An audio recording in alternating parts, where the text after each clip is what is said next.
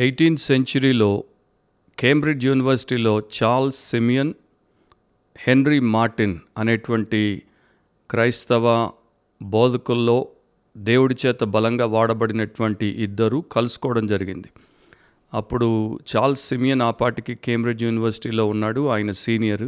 ఆయన దగ్గర మరి హెన్రీ మార్టిన్ అదే టైంలో చేరడం, తర్వాత ఆయన చేత ఇన్ఫ్లుయెన్స్ అవ్వడం, తర్వాత చార్ల్స్ సిమియన్ ట్రినిటీ చర్చ్కి దాదాపు 54 సంవత్సరాలు సంఘ కాపరిగా పనిచేశాడు.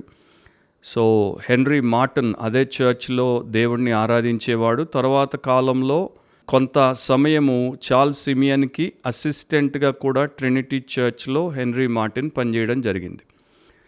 ఆ తర్వాత ఈస్ట్ ఇండియా కంపెనీ యొక్క చాప్లెయిన్గా హెన్రీ మార్టిన్ ఇండియాకి వచ్చాడు. ఇండియాలో ఆయన 4 సంవత్సరాలే పరిచర్య చేశాడు. కానీ చాలా ఘనముగా, చాలా వేగముగా దేవుడి చేత ఒక ఫలప్రదమైనటువంటి సాధనంగా వాడబడ్డాడు. హెన్రీ మార్టిన్ ఇండియాలో చేసినటువంటి ఆ 4 సంవత్సరాల పరిచర్య కాలంలో స్కూల్స్ని ఎస్టాబ్లిష్ చేశాడు. తర్వాత న్యూ టెస్టమెంట్ని హిందుస్థానీ, పర్షియన్ అండ్ అరబిక్ భాషల్లోనికి అనువదించాడు. అదే టైంలో ఆయన యొక్క పోర్ట్రేట్ని, ఒక చిత్రపటాన్ని తయారు చేయించి దాన్ని తన ప్రియ మెంటర్ అయినటువంటి చార్ల్స్ సిమియన్కి ఇంగ్లాండ్కి పంపించాడు. సిమియన్ దాన్ని తీసుకొని తన ఇంట్లో స్టడీలో, అంటే ఎక్కడైతే ఆయన దేవుడి వాక్యాన్ని పఠిస్తాడో, ఏ గదిలో అయితే ఆయన ప్రార్థన చేస్తాడో దాంట్లో ఉన్నటువంటి ఫైర్ ప్లేస్ మీద హెన్రీ మార్టిన్ యొక్క పోర్ట్రేట్ని పెట్టుకున్నాడు. అండ్ తరచూ దాన్ని చూసేవాడు. ఒకానొక సందర్భంలో చార్ల్స్ సిమియన్ని ఒకరు దర్శించడానికి వచ్చినప్పుడు వారికి ఆ యొక్క చిత్రపటాన్ని చూపిస్తూ చెప్పాడు, ఆ ధన్యుణ్ణి చూడు, ఆయన నన్ను చూసినట్టు మరొకరు నన్ను చూడరు. చాలా తీక్షణంగా ఎప్పుడు చూసినా నా వైపే చూస్తూ ఉన్నట్టు కనపడతాడు.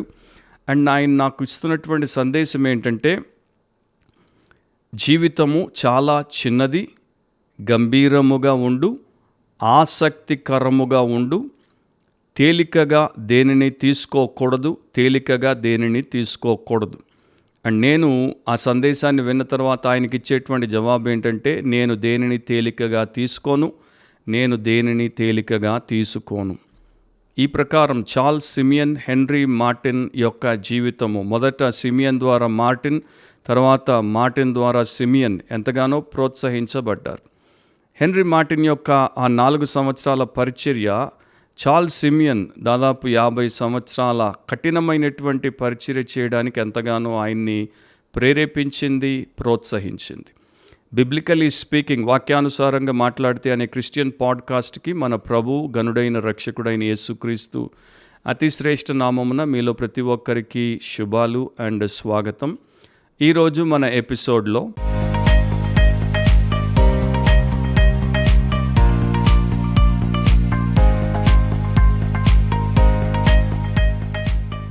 రెండవ తిమోతి 4వ అధ్యాయము 5వ వచనం. అయితే నీవు అన్ని విషయములలో మితముగా ఉండుము, శ్రమపడుము, సువార్తికుని పని చేయుము, నీ పరిచర్యను సంపూర్ణముగా జరిగించుము. అపోస్తలుడైన పౌలు తిమోతికి రాసినటువంటి పత్రికలో ఆయనకి రాసినటువంటి ఆదేశం. మన అంశము మినిస్టర్స్ మ్యాండేట్, సేవకునికి ఇవ్వబడిన ఆదేశం. ఈ 2వ తిమోతి 4వ అధ్యాయాన్ని మొదటి వచనం నుండి 5వ వచనం వరకు మనము చదవాల్సిన అవసరం ఉంది. దేవుని ఎదుటను, సజీవులకును మృతులకును తీర్పు తీర్చు క్రీస్తు యేసు ఎదుటను, ఆయన ప్రత్యక్షత తోడు, ఆయన రాజ్యము తోడు, నేను ఆనబెట్టి చెప్పున్నదేమనగా, వాక్యమును ప్రకటించుము, సమయమందును అసమయమందును ప్రయాసపడుము, సంపూర్ణమైన దీర్ఘశాంతముతో ఉపదేశించుచు, ఖండించుము, గద్దించుము, బుద్ధి చెప్పుము. ఎందుకనగా జనులు హితబోధను సహింపక దురద చెవులు గలవారై తమ స్వకీయ దురాశలకు అనుకూలమైన బోధకులను తమ కొరకు పోగు చేసుకుని సత్యమునకు చెవినీయక కల్పన కథల వైపునకు తిరుగు కాలము వచ్చును. అయితే నీవు అన్ని విషయములలో మితముగా ఉండుము, శ్రమపడుము, సువార్తికుని పని చేయుము, నీ పరిచర్యను సంపూర్ణముగా జరిగించుము.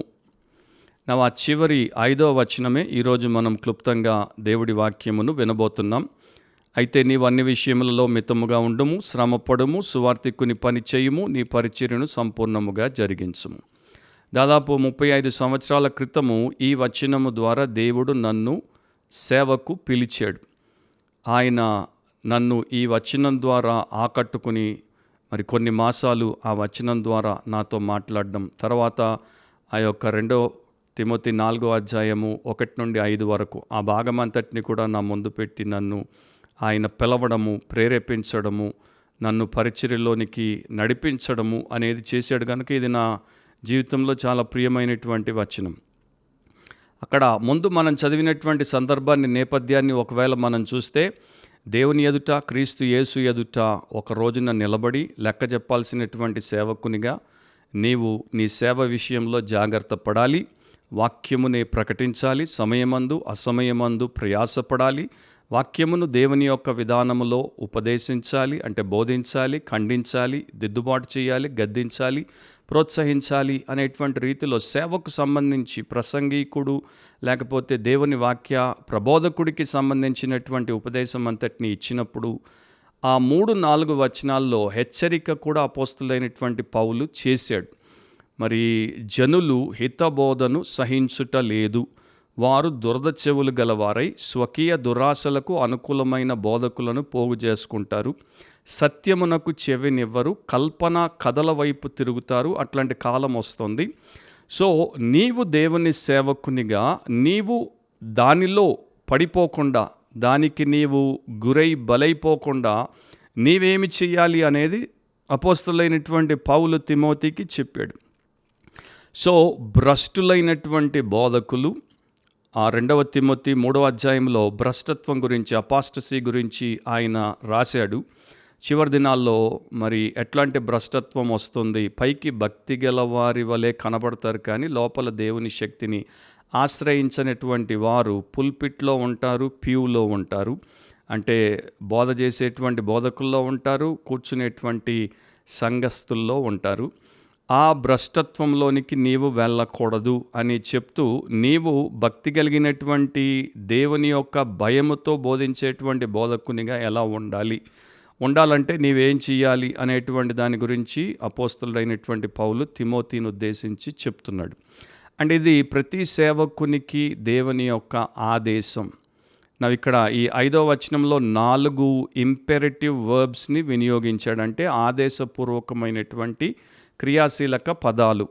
ఈ 4 ఆదేశాలు, ఈ 4ంటిని నీవు చేయాల్సిందే అనే రీతిలో దేవుడి వాక్యము సేవకుడైనటువంటి తిమోతికి ఆదేశిస్తోంది. కనుక సేవలోనికి వచ్చినటువంటి ప్రతి ఒక్కరు యేసుక్రీస్తు కృపా కనికరాల చేత పాప క్షమాపణ పొంది ఆత్మ రక్షించబడి దేవుని యొక్క పరిశుద్ధమైనటువంటి పిలుపుతో ఉన్నతమైనటువంటి సేవలోనికి వచ్చినటువంటి ప్రతి సేవకుడు, పరిచారకుడు ఈ విషయంలో తప్పక దేవుని యొక్క ఆదేశానికి లోబడాల్సిందే. సో మొదటిది వాచింగ్. అయితే నీవు అన్ని విషయములలో మితముగా ఉండుము అని పౌలు రాశాడు. గ్రీక్ పదము నెఫో అనేటువంటి పదము ఇంగ్లీష్లో వాచ్ అని, మరి తెలుగు అనువాదంలో మితముగా అని అనువదించబడింది. దాని యొక్క సామాన్యమైనటువంటి అర్థం ఏంటంటే మద్యపానమునకు దూరముగా ఉండుట. మద్యము చేత మత్తు కానీ మైకానికి కానీ గురి కాకుండా అప్రమత్తముగా మెలకువగా ఉండుట. సో ఈ పదాన్ని అలంకారికంగా ఉపయోగించినప్పుడు మితిమీరిన ప్రవర్తన, ఆవేశము, తొందరపాటు, గందరగోళము మొదలైనటువంటి మానసికంగా సంతులన లేనటువంటి స్థితులు కలిగి ఉండకుండా ఇటు లౌకికంగా అటు ఆధ్యాత్మికంగా ఒకడు ఎదుర్కొనేటువంటి మత్తు నుండి పూర్తిగా వేరు చేయబడి ఉండుట. అట్లా ఉన్నప్పుడే సేవకుని యొక్క మనస్సు ప్రశాంతంగా ఉంటుంది, నిశ్చలంగా ఉంటుంది, స్థిరంగా ఉంటుంది, సమతుల్యతను కలిగి అతని యొక్క ఆత్మ నియంత్రణలో ఉంటుంది. పరిశుద్ధాత్మ యొక్క నాయకత్వము కింద ఉండి అతడు మెలకువ కలిగి అప్రమత్తంగా దేవుడి యొక్క పిలుపునకు పరిపూర్ణమైనటువంటి న్యాయం చేసేటువంటి సేవకుడిగా, సంఘానికి సమాజానికి దీవెనకరమైనటువంటి సేవకునిగా ఉండగలడు. సో దీని యొక్క అర్థాన్ని మరో రకంగా చెప్పాలంటే తల ఎత్తుగా ఉంచుకోవాలి, తన పనేమిటో బాగా తెలుసుకొని ఉండాలి. శ్రద్ధగా, నిర్ణయాత్మకంగా పరిచర్యను చేయాలి. క్రీస్తు యేసుకు పూర్తిగా అంకితమైనటువంటి వ్యక్తిగా ఉండాలి. లోకము విలువనిచ్చేటువంటి హోదా, సుఖ, భోగము, ధనము, అధికారము లేక ప్రజల మెప్పు అనేటువంటి మత్తులో పడిపోకుండా జాగ్రత్తగా బ్రతకాలి.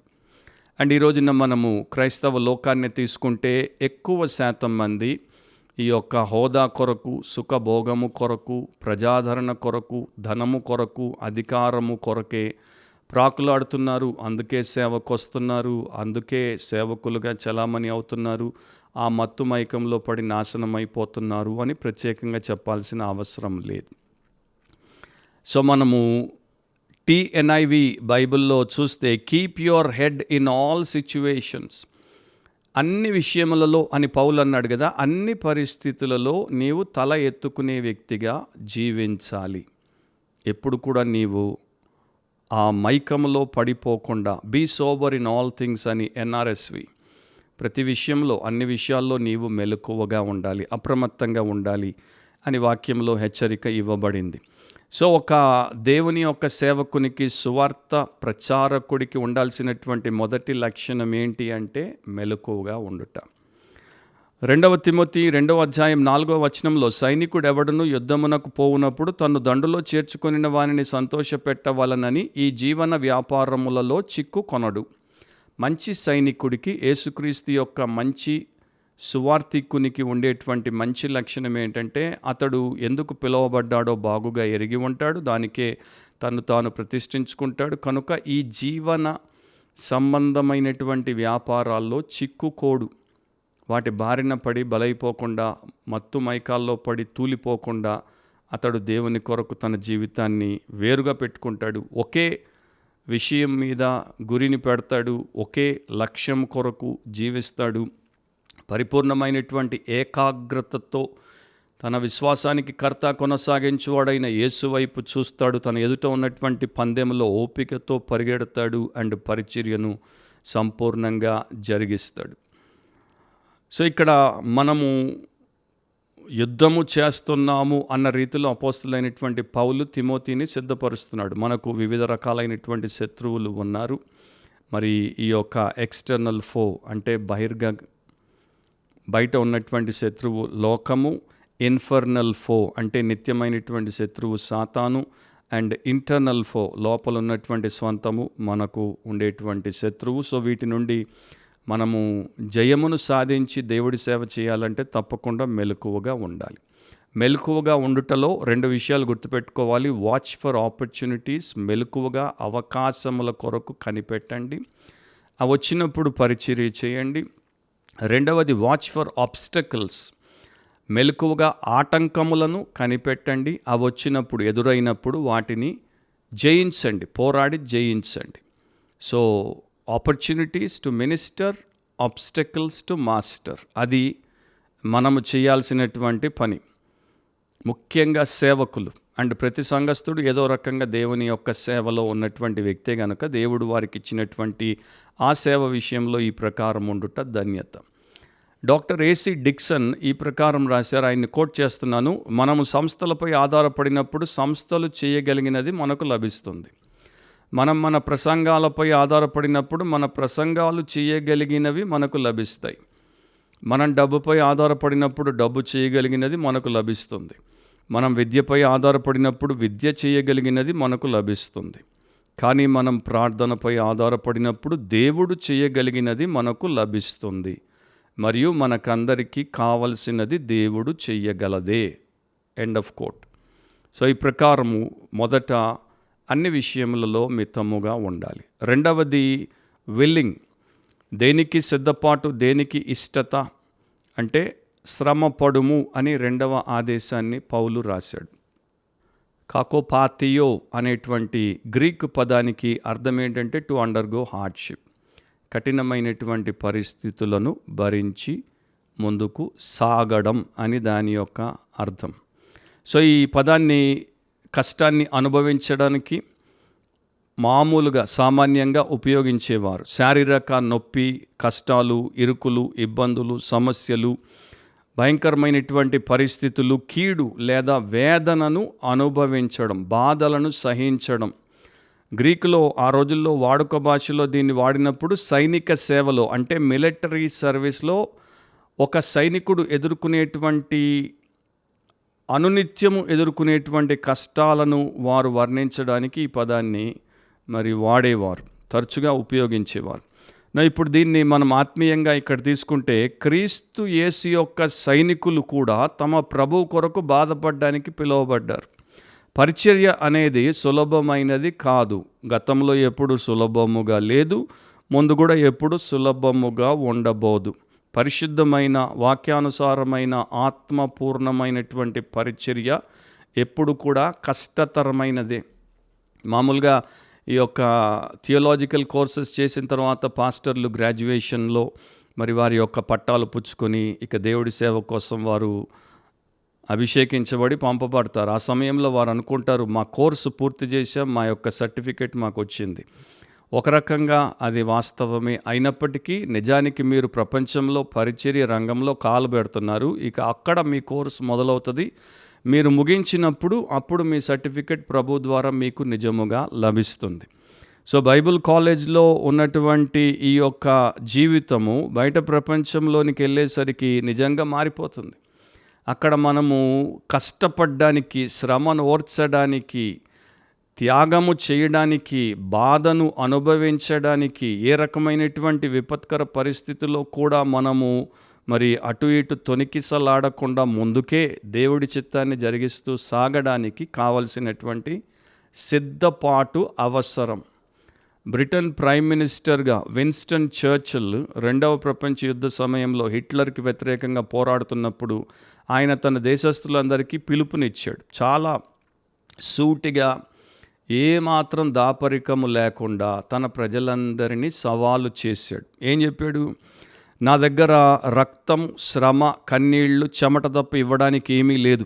మన ముందు అత్యంత కఠినమైన పరీక్ష ఉంది. మన ముందు ఎన్నో నెలల సుదీర్ఘ పోరాటం, బాధ ఉన్నాయి. మన విధానం ఏమిటని మీరు అడుగుతున్నారా? నేను చెప్పగలను. సముద్రం, భూమి, ఆకాశ మార్గాల ద్వారా మన సర్వశక్తితో దేవుడు మనకి ఇవ్వగల సర్వ బలంతో యుద్ధము చేయడమే.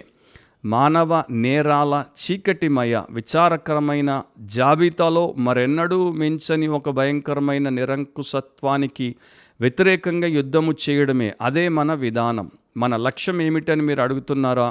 నేను ఒక్క మాటలో సమాధానం చెప్పగలను. అది విజయం. ఎలాంటి మూల్యము చెల్లించైనా విజయం. ఎలాంటి భయాలనైనా ఎదుర్కొని విజయం. మార్గం ఎంత సుదీర్ఘంగా, కఠినంగా ఉన్న విజయం. ఎందుకంటే విజయం లేకుండా మనుగడ లేదు. ఈ విషయాన్ని మనం గ్రహించాలి. బ్రిటిష్ సామ్రాజ్యానికి మనుగడ లేదు. బ్రిటిష్ సామ్రాజ్యం దేనికోసం నిలబడిందో వాటన్నిటికీ మనుగడ లేదు. మానవాళి తన లక్ష్యం వైపు ముందుకు సాగాలనే యుగాల ఆకాంక్షకు, ప్రేరణకు మనుగడ లేదు. కానీ నేను నా కర్తవ్యాన్ని ఉత్సాహంతో, ఆశతో చేపడుతున్నాను. మన ఆశయం విఫలం కానివ్వరని నాకు గట్టి నమ్మకం ఉంది. మనుషుల మధ్య ఈ సమయంలో అందరి సహాయాన్ని కోరే హక్కు నాకు ఉందని నేను భావిస్తున్నాను. మరియు నేను మీతో చెప్పేది, అయితే రండి, మన ఐక్య శక్తితో కలిసి ముందుకు సాగుదాం, విజయం సాధిద్దాం. End of quote. సో తన దేశ జయము కొరకు దేశభక్తిని చూపించమని ఆయన తన వారిని ప్రేరేపించి పిలుపునిచ్చాడు. మరి ప్రభువు దేవుని పట్ల మనకున్నటువంటి భక్తి కొరకు అండ్ అందరి నిత్య మేలు కొరకు మన ఎదుట ఉన్నటువంటి దేవుని సేవలో శ్రమ పడ్డానికి మనల్ని పిలిచాడు. మరొక ప్రపంచ ప్రముఖ బోధకుడు, ఆయన ఒక సంఘ కాపరి, ఆయన ఇట్లా అనేవాడు, చాలామంది బోధకులు ఇబ్బందులు లేని పరిచర్యను కోరుకుంటారు. అయితే దేవుని వాక్యానికి నమ్మకంగా ఉండటం మరియు శ్రమలను సహించడం అనేవి ప్రభావవంతమైన పరిచర్యకు గుర్తులని నేను నమ్ముతాను. ఒక బోధకునికి కష్టమైన పరిస్థితిని సహించడమా లేక రాజీ పడటమా అనేటువంటి నిర్ణయము చేయవలసి ఉంటుంది. End of quote. చాలామంది సేవకులు ఈజీ రూట్ని ఎంచుకుంటారు. మేము రాజీ పడిపోతాం, మాకెందుకు ఈ కష్టం, మాకెందుకు ఈ శ్రమ, మాకెందుకు ఈ అబండాలు, మాకెందుకు ఈ నిందలు, మాకెందుకు ఈ వ్యతిరేకతలు, మేము సాఫీగా సేవ చేసుకొని సమాధానంగా వెళ్ళిపోతాం అనుకుంటారు. అట్లాంటి వారు నిజంగా దేవుడి సేవను చేయుట లేదు. అపోస్తలుడైన పౌలు తిమోతికి అనేక సత్యాలను ఆయన రాసినటువంటి 2వ పత్రికలోనే రాశాడు. ఫర్ ఎగ్జాంపుల్ 2 తిమోతి 1వ అధ్యాయం 8వ వచనంలో, కాబట్టి నీవు మన ప్రభువు విషయమైన సాక్ష్యమును గూర్చి అయినను, ఆయన ఖైదీనైన నన్ను గూర్చి అయినను సిగ్గుపడక దేవుని శక్తిని బట్టి సువార్త నిమిత్తమైన శ్రమానుభవములో పాలివాడవై ఉండుము. 2 తిమోతి 2:3లో, క్రీస్తు యేసు యొక్క మంచి సైనికుని వలె నాతో కూడా శ్రమను అనుభవించుము. 2 తిమోతి 2:9లో, నేను నేరస్తుడనై ఉన్నట్టు ఆ సువార్త విషయమై సంఖ్యలతో బంధింపబడి శ్రమపడుచున్నాను, అయినను దేవుని వాక్యము బంధింపబడి ఉండలేదు. 2 తిమోతి 3:12లో, క్రీస్తు యేసునందు సద్భక్తితో బ్రతుకనుద్దేశించు వారందరూ హింస పొందుదురు. సో ఈ ప్రకారము తాను శ్రమను అనుభవిస్తూ దేవుడి సేవను చేసి తిమోతిని కూడా అదే ప్రకారము ప్రేరేపించి ముందుకు నడిపిస్తున్నాడు. అండ్ అదే రీతిలో ప్రతి సేవకుడు దేవుని సేవ చేయాల్సి ఉంది. గ్రీక్ స్కాలర్ కెన్నెత్ వూస్ట్ ఆయన శ్రమ పడుము అనేటువంటి దాని గురించి రాసినప్పుడు ఇట్లా రాశాడు, అది సైనిక పద్ధతిలో కఠినంగా మొరటుగా ఇచ్చిన పదునైన ఆజ్ఞ. మన తోటి వారి బహిష్కరణకు, మన పై అధికారుల ఆగ్రహానికి, లేదా మన తక్షణ ఆర్థిక ఆదాయం ఆగిపోతుందనే భయంతో సత్యాన్ని ప్రకటించడంలోనూ తప్పుడు సిద్ధాంతాలను వ్యతిరేకించడంలోనూ మన వైఖరిని స్పష్టంగా చెప్పడానికి భయపడే మనం కొన్నిసార్లు ఎంతటి మెత్తటి వాళ్ళముగా మారిపోతాము. జనసమూహములో ఆయన సహవాసము లేకుండా ఉండడం కన్నా యేసుతో ఒంటరి మార్గంలో నడవడమే నాకు ఇష్టం. మీరు అంతే కదా. ఆయన లేకుండా ఒక భవనంలో రాజ టీవీతో జీవించడం కన్నా ఒక చిన్న కుటీరంలో నివసిస్తూ సాదాసీదా ఆహారం తింటూ ఆయనను నా ఇంటికి అధిపతిగా, ప్రతి భోజనంలో అదృశ్య అతిథిగా కలిగి ఉండడానికి నేను ఇష్టపడతాను. నిజంగా ఎంత నిజం. End of quote. మరో ప్రముఖ సువార్థికుడు వాన్ సావ్నర్ ఇట్లా అనేవాడు, తరచూ అనేవాడు, ఒక బోధకునికి పండితుని మనస్సు, బాలుని హృదయం మరియు ఖడ్గమృగం వంటి చర్మము ఉండాలి. బోధకునికి, ప్రసంగికునికి, దేవుని సేవకునికి పండితుని మనస్సు ఉండాలి, స్కాలర్స్ మైండ్, చైల్డ్స్ హార్ట్, బాలుని హృదయం, and skin of a rhinoceros అంటే ఖడ్గమృగం వంటి చర్మం ఉండాలి. సో మీ పరిచర్యకు విలువ ఉండాలంటే దానికి మీరు తప్పక మూల్యము చెల్లించాల్సిందే. మీరెంత వెల చెల్లిస్తారో దాని విలువ అంతగా పెరుగుతుంది. మరొకరు ఇట్లా అన్నారు, మరొక సేవకుడు, శ్రమలు మిమ్మల్ని బలంగా ఉంచుతాయి, దుఃఖాలు మిమ్మల్ని మనుష్యులుగా ఉంచుతాయి, వైఫల్యాలు మిమ్మల్ని వినయవంతులుగా ఉంచుతాయి, విజయం మిమ్మల్ని ప్రకాశమానులుగా ఉంచుతుంది, దేవుడు మాత్రమే మిమ్మల్ని ముందుకు నడిపిస్తాడు. అంటే ఎట్టి పరిస్థితుల్లో దేవుడి మీద ఆధారపడి శ్రమను అనుభవించేటువంటి ప్రతి సేవకుడు ముందుకే, అభివృద్ధిలోనికే, ఆశీర్వాదంలోనికే నడిపించబడతాడు. మీరు కష్టంలో ఉన్నప్పుడు ప్రభువా నాకే ఎందుకు అని అనడానికి బదులుగా ప్రభువా నన్ను పరీక్షించు అని మీరు అనాలి. వై మీ లార్డ్ అనే బదులు ట్రై మీ లార్డ్ అని అనాలని ఆయన చెప్తున్నాడు. End of quote. ఇక డేవిడ్ బ్రెయినర్డ్ చాలా కష్టపడి దేవుని సేవను చేశాడు. యవన కాలంలోనే ఆయన ప్రభు కొరకు తన జీవితాన్ని ముగించాడు. కానీ ఆయన బ్రతికిన సంవత్సరాలు ప్రార్థనలో, విజ్ఞాపనలో, మరి భాష రానటువంటి రెడ్ ఇండియన్స్కి సువార్త ప్రచారము చేయడంలో చాలా కఠినమైనటువంటి శ్రమను ఆయన అనుభవించాడు. ఒకసారి ఆయన యొక్క అనుభవాన్ని ఇట్లా రాశాడు, నేను ఒక పేద స్కాట్లాండ్ దేశస్థుని ఇంట్లో ఉంటున్నాను. అతని భార్యకు ఇంగ్లీష్ అంతగా మాట్లాడడం రాదు. నా ఆహారంలో ఎక్కువగా హేస్టీ పుడ్డింగ్, ఉడికించిన మొక్కజొన్న, బూడిదలో కాల్చిన రొట్టె, అప్పుడప్పుడు కొద్దిగా మాంసం, వెన్న ఉంటాయి.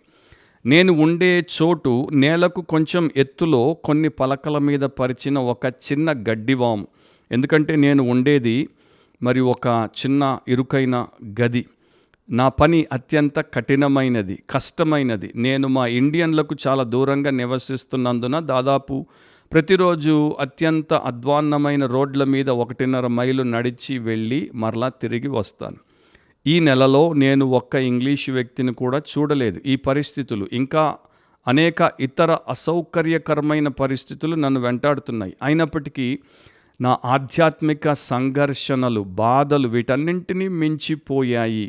వాటి గురించి నేను పెద్దగా ఆలోచించను. కానీ నాకు అత్యంత వైభవోపేతమైన ఆతిథ్యము లభిస్తున్నట్లు భావిస్తాను.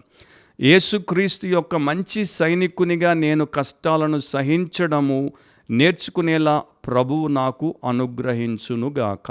ఆమేన్. End of coat.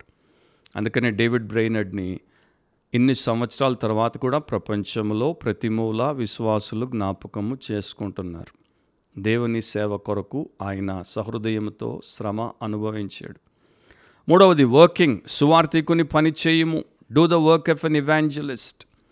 ప్రజల అవసరాలను మాత్రమే తీర్చేటువంటి స్ట్రాబెర్రీ ప్రీచర్స్ లాగా, అంటే స్ట్రాబెర్రీ ప్రసంగికులుగా ఉండవద్దు. ఈ రోజుల్లో చాలామంది స్ట్రాబెర్రీ లేకపోతే వనీలా ప్రీచర్స్, అంటే నోట్లో పెట్టుకోగానే తీపిగా ఉండేటువంటి బోధకులు. ఎప్పుడు వారు చేదైనటువంటి బోధలు అండ్ హృదయాన్ని, అంతరంగాన్ని, ఆత్మను, దాంట్లో ఉన్నటువంటి సమస్త మాలిన్యాన్ని, పాపాన్ని ఛేదించే బోధలు చెయ్యరు. వారు ఎట్లా ఉంటారంటే అపవిత్రులై హేళన చేసేటువంటి వారికి చెవులకు గిలిగింతలు కలిగించేటువంటి బోధకులుగా ఉంటారు. అంటే ఇయర్ టిక్లర్స్, అన్హోలీ హెక్లర్స్ వాళ్ళ యొక్క కాంబినేషన్. ఈ దురద చెవులను గీకుతూ ఉంటారు అండ్ వారేమో వారి యొక్క బురద గుండెలతో నవ్వుతూ ఉంటారు. అంతే, ఇద్దరు దొందే అన్నట్టున్నారు. సో మన చుట్టూ ఉన్నటువంటి బుద్ధిహీనమైన జన సమూహాన్ని మోసగించడానికి ఆశీర్వాద బోధకునిగా, ప్రాస్పరిటీ ప్రీచర్గా కానీ, ఫాల్స్ ప్రాఫిట్గా, అబద్ధ ప్రవక్తగా కానీ ఒక సేవకుడు ఉండకూడదు. సువార్థికుడి పనిని చేయుము అని దేవుడు ఆదేశించాడు కనుక, నిర్దిష్టమైన ఆదేశం కనుక సువార్థికుడిగా ఉండాలి. సువార్త పరిచారకుడిగా, సువార్త ప్రబోధకుడిగా ఉండాలి. సువార్త ఒక పాపి రక్షణకు దేవుని శక్తి అయి ఉంది కనుక దానికి మించింది, దానితో సరిసమానమైనది మరొకటి సేవకుడికి లేదు. పాపభరితమైన లోకానికి అవసరము రక్షణ. ఈ లోకముకు కావాల్సింది స్టార్వేషన్ నుండి విముక్తి కాదు. ఈ లోకానికి కావాల్సింది సిన్ నుండి సాల్వేషన్. సో మనము ఎంతసేపు పొట్ట కోసం ప్రసంగాలు చేసే వాళ్ళంగా కాకుండా మనము ఆత్మ కోసం ప్రసంగాలు చేసే సువార్థికులముగా ఉండాలి అని దేవుడి వాక్యం మనకి హెచ్చరిక చేస్తోంది. రాబర్ట్ ఈగ్లన్ అనేటువంటి ఒక వ్యక్తి, ఆయన మరి ఒక చర్చ్, ఇంగ్లాండ్లో ఉన్నటువంటి కాల్చెస్టర్ అనేటువంటి ప్లేస్లో ఉన్న చర్చ్లో డీకన్గా ఉండేవాడు. ఆదివారం ఉదయమే లేచాడు. లేచి చూస్తే బయట విస్తృతంగా మరి మంచు తుఫాను కనుక ఆ పాటికే ఒక అడుగు ఎత్తు మంచు, స్నో పడుంది. సో అనుకున్నాడు, అబ్బో ఇంత చలిలో ఈ మంచులో నడిచి చర్చికి వెళ్ళడం చాలా కష్టము, ఈరోజు నేను పోన్లే అనుకున్నాడు. కానీ కాసేపటికి ఆయనకు అనిపించింది మంచం మీదే, నేను చర్చిలో డీకన్ని కదా, నాకు బాధ్యత పరిచర్య ఉంది కదా, నేను పోకపోతే ఎట్లా, మరి మెంబర్లు ఎట్లా వస్తారని చెప్పి లేచి హడావిడిగా తయారయ్యాడు. ఆయనక బయటకు వచ్చి అక్కడి నుండి 6 మైళ్ళు హ్యాట్, కోటు అన్నీ వేసుకొని, బూట్లు వేసుకొని 6 మైళ్ళు ఆ యొక్క దట్టమైనటువంటి స్నోలో కష్టంగా నడిచిపోయాడు. ఆయన అనుకున్నట్టుగానే చాలామంది మెంబర్లు ఆ రోజు ఆరాధనకి రాలేదు. కేవలము మిగతా డీకన్లు అండ్ పాస్టర్ కూడా రాలేదు. 13 మంది మాత్రమే ఆయన సంఘానికి వచ్చే సమయానికి అక్కడ ఉన్నారు. దాంట్లో 12 మంది ఆయన సంఘస్థులు, ఒక 13 సంవత్సరాల యవన బాలుడు. అంతకు మునుపెప్పుడు ఆ యవనస్తుడిని ఈయన చూడలేదు. సో ఆ యొక్క మెంబర్లు అన్నారు, ఈరోజు విస్తృతంగా మంచు తుఫాను దాడి జరుగుతోంది కనుక త్వరగా 2 పాటలు పాడేసుకుని మనం వెళ్ళిపోదామంటే, రాబర్ట్ ఈగ్లన్ అన్నాడు, ఇంత దూరం ఇంత కష్టంతో వచ్చింది 2 పాటలు పాడిపోవడానిక? మనం వచ్చాము, మనం ఉన్నాము, మనం తప్పకుండా దేవుణ్ణి ఆరాధిద్దాము, పూర్తి ఆరాధన జరిగించే మనం పోదాం. అప్పుడు మెంబర్స్ అన్నారు, ప్రసంగికుడే లేడు కదా, పాస్టరే లేడు కదా, మరి ప్రసంగం ఎవరు చేస్తారు అంటే, రాబర్ట్ ఈగ్లన్ 1 నిమిషం మౌనంగా ఉండి తర్వాత చెప్పాడు, ప్రసంగం నేను చేస్తాను. అంతవరకు ఆయన జీవితంలో ఒక్కసారి కూడా ఆయన ప్రసంగము చేయలేదు. ప్రసంగం ఎలా చేయాలో ఆయనకి తెలియదు. ఆయన కేవలం ఒక సింపుల్ డీకన్ మాత్రమే. అయినా కూడా ప్రసంగం నేను చేస్తానన్నాడు. సరే, వారు పాటలు పాడారు, దేవుడిని ఆరాధించారు. తర్వాత ఆయన బైబిల్ని తీసుకున్నాడు, తెరిచి యెషయా గ్రంథము 45వ అధ్యాయము 22వ వచనం, ఒక వచనం తీసుకున్నాడు. భూదిగంతముల నివాసులారా, నా వైపు చూచి రక్షణ పొందుడి, దేవుడను నేనే, మరి ఏ దేవుడును లేడు. సో ఈ మెసేజ్ని తీసుకుని నా వైపు చూచి రక్షణ పొందుడి అనేటువంటి ఆ పదములను ఆయన ఇక దాదాపు 13 నిమిషాలు ప్రసంగం చేశాడు. 13 నిమిషాల్లో లుక్ టు జీసస్ అంటే యేసు వైపు చూడండి అని 50 సార్లు చెప్పాడు. 13 నిమిషాల ప్రసంగం 50 సార్లు లుక్ టు జీసస్, యేసు వైపు చూడండి అంటే ఆయన ప్రసంగంలో యేసు వైపు చూడండి, రక్షణ పొందండి అన్నది తప్ప మరొకటి లేనే లేదు అని మనకిట్టి అర్థమైపోతుంది. చివరిలో ఆ 13 సంవత్సరాల యవనస్తుడు అక్కడ కూర్చొని ఉన్నాడు కనుక అతన్ని చూస్తూ తీక్షణంగా అన్నాడు, యవనస్తుడా, నీవు ఒకవేళ యేసు వైపు చూస్తే రక్షించబడతావు. ఆ మాటలు యవనస్తుడి హృదయంలోనికి అట్లా బాణంలాగా దూసుకెళ్ళిపోయాయి. తర్వాత ప్రార్థన, ముగింపు ప్రార్థనతో సంఘం నుండి అందరూ వారి వారి గృహాలకు వెళ్ళిపోయారు. కొన్నేళ్ల తర్వాత ఈ బాలుడు మరి తన పుస్తకంలో రాశాడు, ఆ 13 ఏళ్ల బాలుడను నేనే. ఆ రోజు అక్కడ ఏం జరిగిందో నాకు తెలియదు, కానీ ఎప్పుడైతే బోధకుడు యేసు వైపు చూడు, నీవు యేసు వైపు చూస్తే రక్షించబడతావు అన్నాడో, వెంటనే నా హృదయం మీద కమ్ముకున్నటువంటి కారు మబ్బులన్నీ తొలగిపోయాయి. నాకు నీతి సూర్యుడు ఉదయించాడు. నేను యేసు ప్రభువుని విశ్వసించాను, పాపం ఒప్పుకున్నాను, రక్షించబడ్డాను. ఆ 13 సంవత్సరాల బాలుడు తర్వాత లోకానికి పరిచయమైన ప్రముఖ రాజబోధకుడు, prince of preachers, Charles Haddon Spurgeon. So Robert Eaglen చేసిన మొదటి ప్రసంగం సువార్తతో కూడుకున్నది కనుక యేసు రక్షకుడు, ఆయన వైపు చూస్తే, విశ్వాసంతో చూస్తే, పాప క్షమాపణ కొరకు ఆశ్రయిస్తూ చూస్తే నీవు రక్షించబడతావు అన్నటువంటి సింపుల్ సువార్తను ప్రకటించాడు కనుక ఆ బిడ్డ రక్షించబడి ప్రపంచానికి మరి అనేకుల లక్షల కోట్ల మంది రక్షణకు శిష్యులుగా మారడానికి ఉపయోగించబడ్డాడు.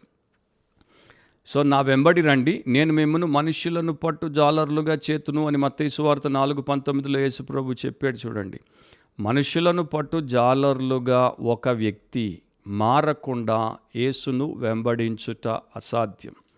అంటే సువార్త అనేది చెప్పకుండా, సువార్త సాక్షిగా ఉండకుండా, సువార్త సేవకునిగా ఉండకుండా మనము యేసును వెంబడించలేం. యేసును ఎంత అభిమానించినా, యేసునందు నాకు చాలా విశ్వాసం ఉందని ఎంత గంభీరంగా గొప్పగా చెప్పుకున్నా, యేసుకు మన సొమ్మును ఎంత ఇచ్చినా నశించేటువంటి ఆత్మల కొరకు యేసు కార్చిన పరిశుద్ధ రక్తమును, ఆయన చీల్చబడిన దేహమును, ఆయన అర్పించిన ఆయన ప్రశస్త ప్రాణమును, ఆయన ముందు చెప్పినట్టు చనిపోయాడు, సమాధి చేయబడ్డాడు, 3 రోజులు ఆ సమాధిలో ఉన్న తర్వాత తిరిగి పునరుత్థానుడై లేచాడు. దానికి ఫలము ఒక పాపి రక్షణ. దాని గురించి ఆలోచన, భారము, దర్శనము, ఆశయము లేకుండా బ్రతికే ప్రతి ఒక్కడు యేసును వెంబడించేటువంటి వాడు కాడు. ఎంత పెద్ద సేవకుడని ప్రపంచం ముందు నిలబడి చెప్పుకున్నా, ఎంతమంది ఎంత గొప్పగా అనుకున్నా, యేసు ఎదుట రేపు తీర్పులో నిలబడినప్పుడు అతడు బలా నమ్మకమైన మంచి సేవకుడా అని అనిపించుకోడు. 1 కొరింథీ 9:16 పౌలు అంటాడు, నేను సువార్తను ప్రకటించుచున్నను, నాకు అతిశయ కారణము లేదు. సువార్తను ప్రకటింపవలసిన భారం నా మీద మోపబడి ఉన్నది. అయ్యో, నేను సువార్తను ప్రకటింపకపోయిన ఎడల నాకు శ్రమ.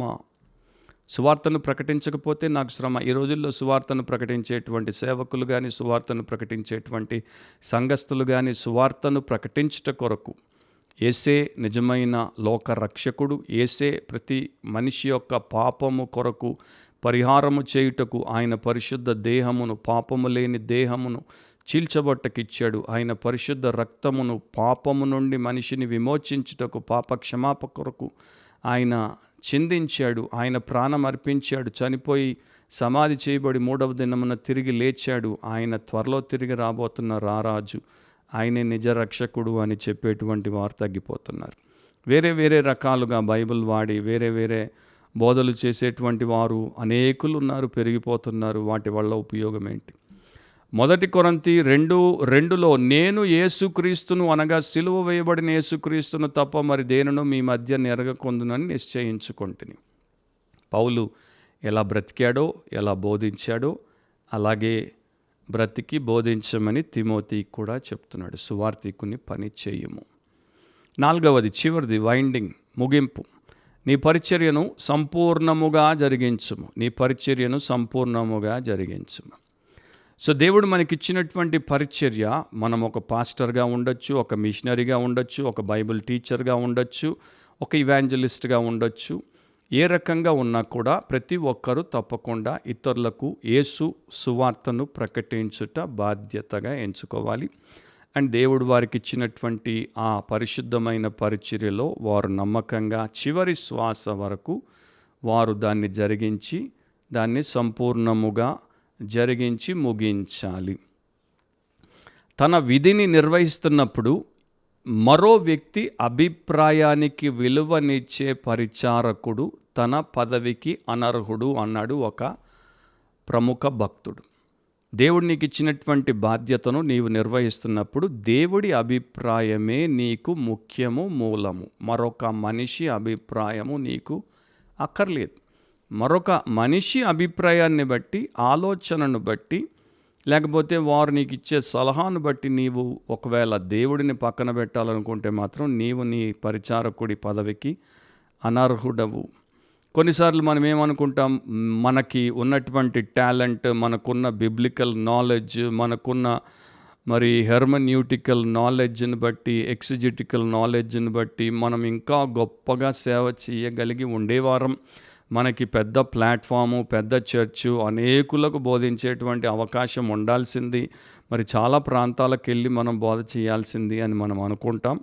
మనకు దేవుడిచ్చినటువంటి దాన్ని మనము సరిగ్గా చేయకుండా దానికి అన్యాయము చేస్తాం. ఇతరులతో పోల్చుకుంటాం, ఇతరులతో పోటీ పడతాం, ఇతరుల మీద పెత్తనం చేయాలనుకుంటాం. ఇదంతా కూడా ఒక నాసిరకపు జీవన విధానం అండ్ ఆలోచన విధానం. దాన్ని మనము ఎంత త్వరగా ఆ యొక్క మురికి దెబ్బలో పాడేస్తే అంత మంచిది. మనకు దేవుడిచ్చినటువంటి పనిని మనము సింపుల్గా నమ్మకంగా చేసుకుంటూ పోవడమే మన బాధ్యత. ఒకసారి స్పర్జన్ దగ్గరికి ఒక యవనస్తుడు వచ్చి తెగ బాధపడిపోతున్నాడు. నేను మరి ఇంతగా కష్టపడినా కూడా నా సంఘం పెరగట్లేదు, నా సేవ చాలామందికి ఉపయోగపడాల్సింది, ఎంతోమంది రక్షించబడాల్సింది, ఎంతోమంది దీవించబడాల్సింది, దేవుడికి ఎంతో మహిమ రావాల్సింది, రావట్లేదు అని బాధపడుతుంటే స్పర్జన్ అడిగాడు, అయ్యా నీ చర్చ్లో ఎంతమంది మెంబర్లు ఉన్నారు? వెంటనే ఆ యొక్క యవనస్తుడు తడుముకోకుండా చెప్పాడు, 100 మంది ఉన్నారు. వెంటనే ఆ యవనస్తుడు తడుముకోకుండా చెప్పేశాడు, కేవలం 100 మందే. అప్పుడు స్పర్జన్ దీర్ఘంగా అన్నాడు, 100 మంది ఆత్మలకు నీవు రేపు తీర్పులో లెక్క చెప్పాలి అంటే అది అంత గంభీరమైన విషయమో ఆలోచించు. ఒక్కరికి తీర్పు చెప్పడమే హడలెత్తించేటువంటి విషయం. ఇక 100 మంది బాధ్యత దేవుడు నీ భుజాల మీద పెడితే నువ్వు ఎంత బాధపడుతున్నావా ఇంకా లేరే అని. అండ్ ఈరోజున చాలామంది దాని గురించి బొత్తిగా ఆలోచించుట లేదు. మాకు పెద్ద సంఘం కావాలి, మాకు పెద్ద సభ కావాలి, మీటింగ్ ఎంత పెద్ద మైదానంలో పెడుతున్నావు, ఎన్ని వేల మంది వస్తారు, మీది మరి మెగా చర్చ లేకపోతే మరొకట. అంతా బిబ్లికల్ నాలెడ్జ్ లేనటువంటి వారు, ట్రూత్ యొక్క రెవల్యూషన్ లేనటువంటి వారు, సత్య ప్రత్యక్షత లేనటువంటి లోక సంబంధుల్లాగా ఆలోచించి మాట్లాడుతున్నారు. సో ఇప్పుడు పౌలు ఆయనకిచ్చినటువంటి ఆదేశంలో పౌలుకు దేవుడిచ్చిన పిలుపు వేరు, పౌలుకు దేవుడిచ్చిన కృప వేరు, పౌలుకు దేవుడిచ్చిన అభిషేకం వేరు, పౌలుకు దేవుడిచ్చిన అధికారం ఆశీర్వాదం వేరు. పౌలు తరహా సేవ చేశాడు, తిమోతి తరహా సేవ చేయాలి. అట్లాగే ప్రతి ఒక్కరికి దేవుడిచ్చినటువంటి పిలుపును బట్టి దేవుడి యొక్క ఆదేశానికి వారు లోబడితే వారు చేయాల్సినటువంటి సేవను వారు చేస్తారు. కొందరికి 30 మందికి, కొందరికి 60 మందికి, కొందరికి 100 మందికి, ఎవరికి ఎంతమందికి బోధించమని దేవుడు చెప్పాడో అంతమందికి వారు బోధించాలి, అంతగా వారు ఫలించాలి, నమ్మకంగా దాన్ని వారు జరిగించాలి. అదే ముఖ్యం. విలియం జేమ్స్ ఒకసారి ఇట్లా రాశాడు, జీవితం యొక్క గొప్ప ప్రయోజనం ఏమిటంటే మరణించిన తర్వాత కూడా నిలిచి ఉండే దానికోసం జీవితాన్ని వెచ్చించడమే. నేను చనిపోయిన తర్వాత కూడా ఈరోజు నేను చేసే పని నిలిచి ఉంటుంది, నిత్యము ఉంటుంది అన్నదానికోసమే నా జీవితాన్ని ఖర్చు పెట్టుట వివేకం. క్రైస్తవ విశ్వాసం మనకు నేర్పించే గొప్ప సత్యం అదే.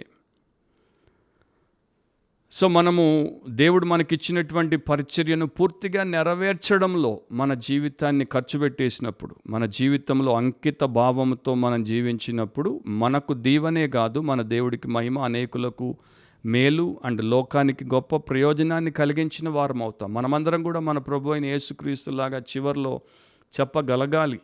యోహాను 17:4 ఆయన అన్నాడు, నీవు నాకు అప్పగించిన పనిని నేను పూర్తి చేసి భూమి మీద నిన్ను మహిమపరిచాను. అది మన యొక్క సాక్ష్యమై ఉండాలి. లేకపోతే అపోస్తలులైనటువంటి పౌలు అపోస్తలుల కార్యములు 20వ అధ్యాయం 24లో ఎఫెసు పెద్దలకు ఇచ్చిన సాక్ష్యమై ఉండాలి. అయితే దేవుని కృపాసు వార్తను గూర్చి సాక్ష్యం ఇచ్చేందు నా పరుగును నేను ప్రభు అయిన యేసు వలన పొందిన పరిచర్యను తుదముట్టింపవలనని నా ప్రాణమును నాకెంత మాత్రమును ప్రియమైనదిగా ఎంచుకొనుట లేదు అన్నాడు.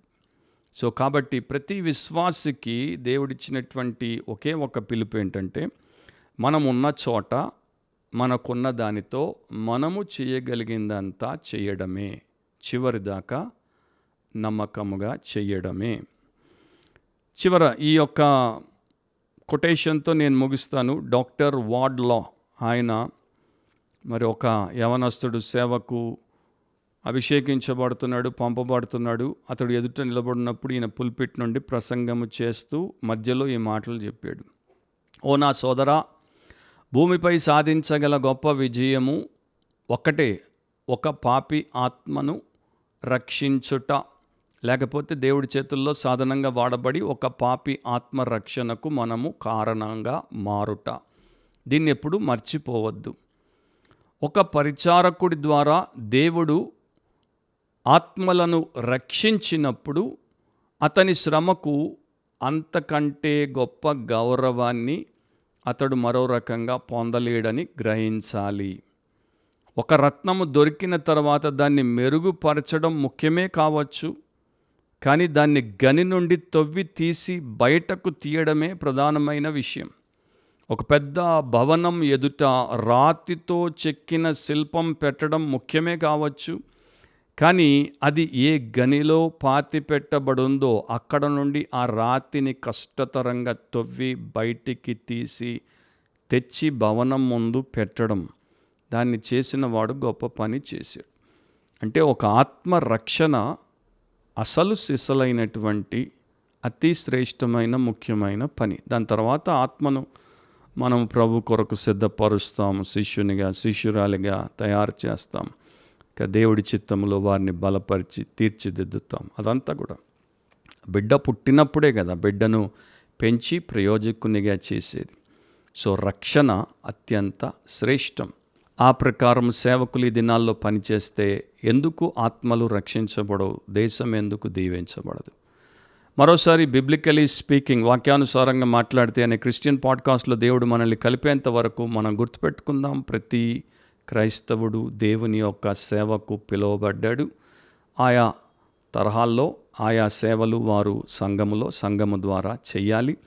ప్రత్యేకంగా దేవుని యొక్క పరిశుద్ధమైనటువంటి సేవకు బోధకులుగా, కాపరులుగా పిలువబడినటువంటి వారు, సువార్థికులుగా పిలువబడినటువంటి వారు ఈ 4 ఆదేశాలు ఖచ్చితంగా వారి జీవితంలో కలిగి వాటిని జరిగిస్తూ దేవుణ్ణి మహిమపరచాలి, ఇతరులకు మాదిరిని విడిచిపెట్టాలి.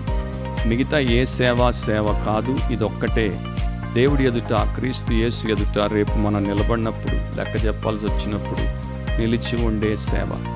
సో దేవుడు మనల్ని తిరిగి క్రిస్టియన్ పాడ్కాస్ట్లో బిబ్లికలీ స్పీకింగ్లో కలిపేంత వరకు వాక్యానుసారంగా ఆలోచిద్దాం, వాక్యానుసారంగా కోరుకుందాం, వాక్యానుసారంగా మాట్లాడదాం, వాక్యానుసారంగా ప్రవర్తిద్దాం, వాక్యానుసారంగా జీవిద్దాం.